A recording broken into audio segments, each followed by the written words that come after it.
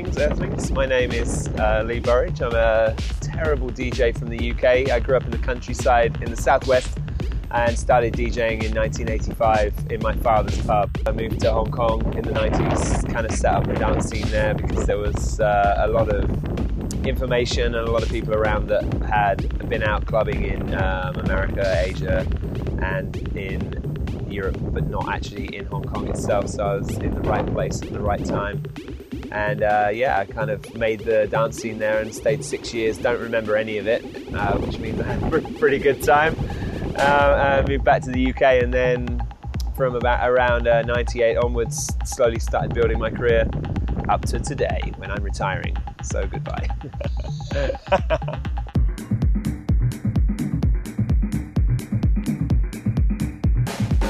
Well, actually this time around I came to San Francisco. It's like an annual event for me now.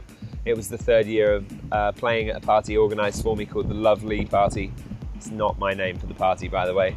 Sounds really egotistical, Lovely. Come on. A friend of mine has been running it for the last 3 years, and I really look forward to it because it's the same. Well, it's the weekend of Love Fest / Love Parade a few years ago.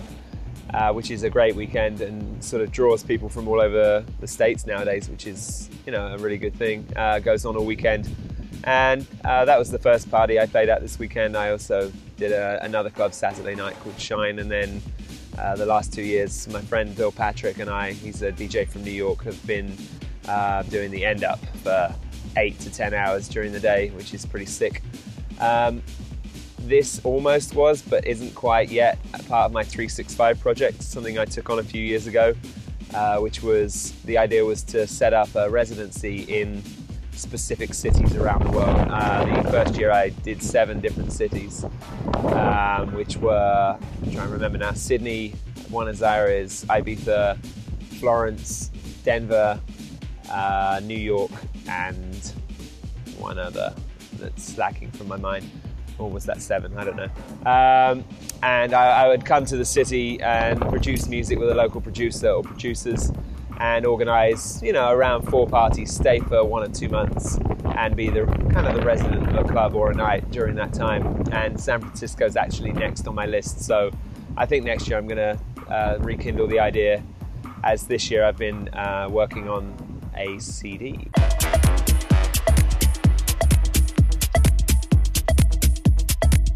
So Balance is the name of the company releasing the CD. They've released 11 CDs before mine. Usually they've picked DJs that are kind of on the cusp of breaking through, so I felt kind of honoured to be asked, because I'm kind of like a dinosaur in the whole scene. They've done James Holden, Desmond Masiello, Paolo Mojo, all of which have sort of really gone on to do very well for themselves. So it's an established series, and they gave me 3 discs this time around. And actually quite a lot of, I was sort of really part of the creative process. They allowed me to be really involved with the artwork and the look and the feel of the package. The 3 CDs, I had this overall idea that I'd like to make something that represents how I play, and previous CDs for Global Underground and Tyrant, and it's only been a 2-disc set, and 1 other or 2 others I've done a 1-disc, and I find it very limiting because musically I'm kind of diverse and I kind of like to go all over the place. I don't play a particular style. I get asked to describe my style of music all the time and I never really know the answer. It's sort of a mixture of everything really, tech house, techno, minimal, breakbeat, whatever. I've played everything, progressive house in the past, I suppose, at times. And this CD, over 3 CDs, I felt really gave me room to stretch my legs and sort of reach into everything I do. But I also wanted each CD to be a standalone mix, because the chances of sitting down or driving and listening to 3 CDs back to back is probably not going to happen a lot. I think people might give it a go if I talk about it enough. First CD is an idea I've been thinking about for a long time.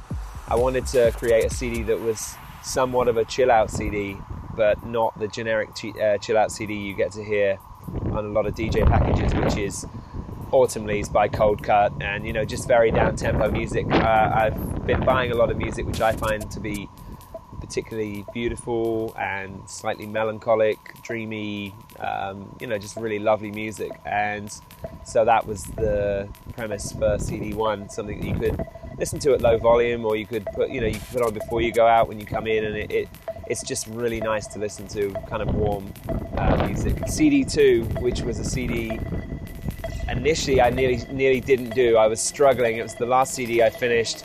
I'd been working on it for like 2 months. The whole project took just over 2 months, and nothing was happening. I would get a flow of 3 discs of 3 records, and then it would go nowhere, and I was really being hypercritical of what I was doing. I was crying on the phone to Balance, telling them I wasn't going to do it anymore. Can I, like, what do you think of a 2-disc set? And they're like, yeah, cool, whatever you want. And then I kind of went old school. I just got up at 9 a.m. and took drugs, and yeah, the CD came together. Let's just say it's the most druggy of the 3. It's got the most journey between styles. It's a little bit crazy, and I was asked to describe it, and I kind of think it's representational of the part of the night when I play, when people aren't really sure what happened and they can't really remember what was played, but they kind of think, wow, that was pretty good. I hope so anyway. CD3 is the consummate dance floor CD. It starts off really strong and it kind of rocks right the way through to the middle. I decided to drop it out for a record to give people a break, make a cup of tea, do whatever you want to do, and then sort of kill them through till the end as well. And you know, that's the package, all in pretty colours with nice artwork.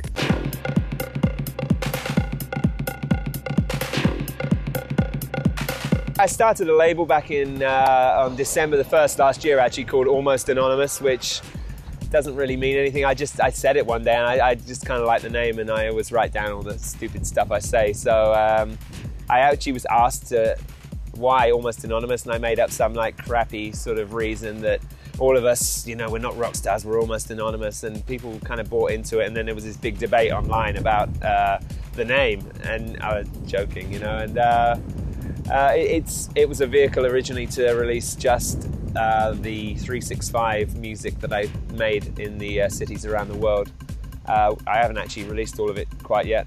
I've got another release coming out in a few weeks. It's somewhat of a nice thing to own a label, but it's also tough and a little bit disheartening because sadly, you know, vinyl sales, record shops, they're closing, and it's vinyl sales are getting less and less, and it's tough out there. It's finding its new level, and it almost feels, I've never felt before that vinyl would be done, but it's creeping that way because DJs are getting lazy, taking the easy option, just taking CDs with them. And I'm talking about the ones that live in cities that have record shops, so they're not even setting a good example anymore. And for me, you know, as a vinyl junkie for the last 25 years, it's sad, but I guess, you know, these things change, and that's just going to be the way it is. But I think I'm maybe going to be one of the last labels there is, planning on releasing the last record on vinyl or something. The next release actually is going to be remixes of the first release, a track I did with Dan F called Treat 'em Mean, Keep 'em Keen. I got these German guys I like called Exercise One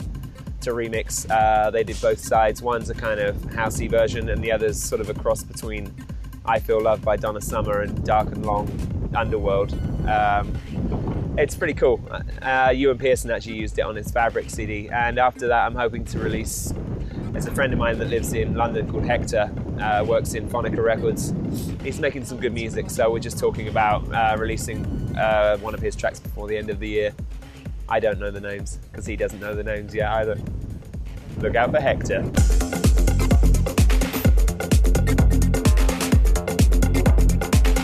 Personally, it's where it will probably go, but I used Serato once and I don't really enjoy personally looking at a computer screen while I'm DJing and just reading a list, possibly because my eyesight is bleary and a little bit sort of double vision at times, and it won't work for me. And I don't know, at least it still gives the impression the DJ is playing records, which that aspect I like, you know, it looks good. Serato maybe needs to have something on the screen where you flick through your tracks and it will bring up artwork.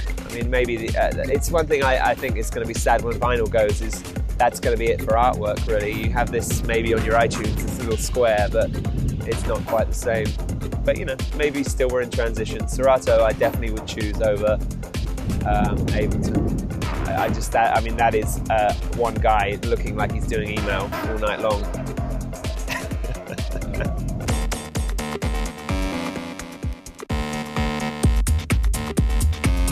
I think I'm going to walk away from Love Parade this year with feeling that it's growing slowly. It's attracting more diverse music than it did the first year, and it's just fun. I like the fact that, as I said, people are coming from different cities. It's not just a San Francisco event. You know, San Francisco is at the core of it. You know, there's a real sort of creative aspect to the people that live here. It's very noticeable. You know, I've traveled in a lot of places, and I decided the other day that cities that have a lot of vegetarian restaurants tend to have more creativity in them for some reason. I think it's maybe because I'm a vegetarian, but no, I went to Melbourne again recently, and it's got a stack of vegetarian restaurants, and it's the heart of the sort of creative scene in Australia. And I don't know, I think it's only going to grow, and it's, I don't know, Burning Man's starting to spill over into it. You know, you get the naked 50-year-old guys and the people dressed up like crazy cool, and, you know, like girls being fingered on floats and people having sex on the grass outside City Hall. Go on, you know, why not? Do your thing.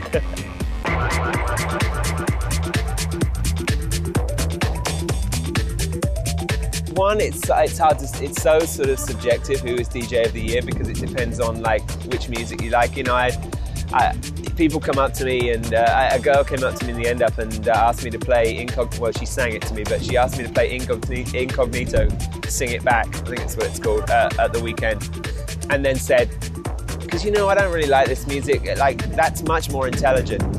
And it's funny because, you know, Incognito, Sing It Back is a chart record, and it's just, you know, that I wasn't going to argue with it. You know, it's cool if that's what she thinks, but it's nice.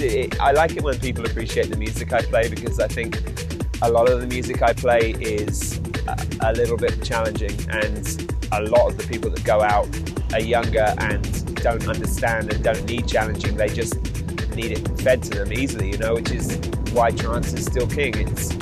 It's a great night out, but it's instant. It's dramatic, and it suits being high or drunk or straight, you know, whatever condition you're in, there's no like need to understand, or no journey you need to take from point A to point Z in regards to music. But yeah, I mean, it's cool when you can find a crowd of people that are into what you're into. And there I am, DJ of the year. Good looking, funny.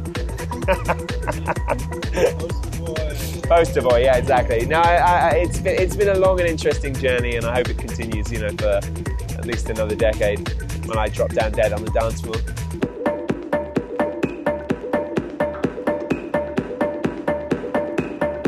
Currently, Romania. It's a really easy one to answer. They, I guess, 13 or 14 years out of communism, and it took a while to sort of get on its feet, but the love and passion that people have right now it really reminds me of when the whole scene started in the UK, because people are going out, and I like this, people should be like this all over the world. They will go and listen to Armin van Buuren, have a great night, and then they'll come to me the next night, have a great night, and there's no sort of dividing off into a scene and feeling that you're better than anybody else. They're just, you know, they're making their own clothes, they're expressing themselves, and they love it. And it's a really strong scene all over the country. I've been to a bunch of the cities. People are all the same, and in the summertime they come down to the coast. It's really affordable for them, so therefore for anybody else that visits. Sound systems are wicked, and people just don't want to go home. The beach scene, actually, I usually go play Friday night or Saturday night in August. It's a 6 to 8 week season there. People will come out all night, and I usually start around 2 and finish somewhere in the afternoon between 2 and 4, and then we go to the beach, and then they party all the way through till like the middle of the night, and then people will go maybe to whatever else is happening in another club, and then go back to the beach in the morning. And admittedly it's pretty ugly by that point, but it's for the men anyway. But yeah, it's amazing. The girls are just something else, you know, really beautiful girls. And it's cool. I can't quite understand though why the guys en masse are really not that handsome, but they hook up with the gorgeous girls, then they have children, and if it's a girl, she's beautiful, and if it's a man, you know, 9 times out of 10, not so beautiful. How does that work? The female DNA is strong. There's great venues all over the world. Pacha or Pasha, however you want to say it, in Buenos Aires is just phenomenal. Again, Crystal in Bucharest and La Mania in Mamaia. They're both in Romania. There's a great club called Castel in Hungary, Fabric in London. Where did I just played at Webster Hall in New York. Fantastic. Yeah, there's good clubs everywhere. Hard Pop in Juarez, Mexico. You just go down there, go over the border. It's pretty crazy.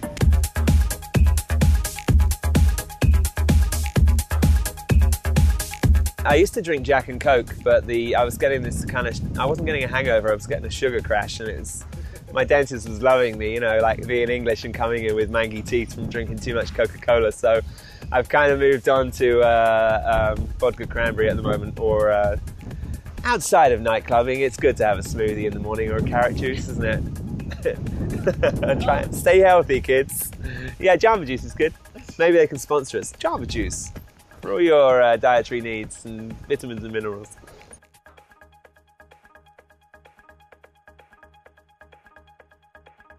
Whenever I do ecstasy, I definitely want to shoot people. That's my #1 goal. Me too. That's crap. I mean, that's from people probably that don't take ecstasy, because ecstasy, like, after more than two decades of going to nightclubs and seeing people on ecstasy, I think I've seen only 3 fights in clubs where somebody's kissing somebody's girlfriend, maybe, you know, and maybe they weren't on ecstasy, maybe they were on coke. And I think it might actually chill out the hip-hop scene, and there'll be less shootings or fights or whatever, because you feel good. You don't feel like fighting somebody. You feel like you feel like hugging somebody, you know, or kissing somebody, or talking to somebody. I mean, that's a really strange rumor to put around, I guess, by authorities that don't want people doing drugs, which is understandable, you know. Hi, this is Lee Burridge, and you're watching Social Lush TV. See ya.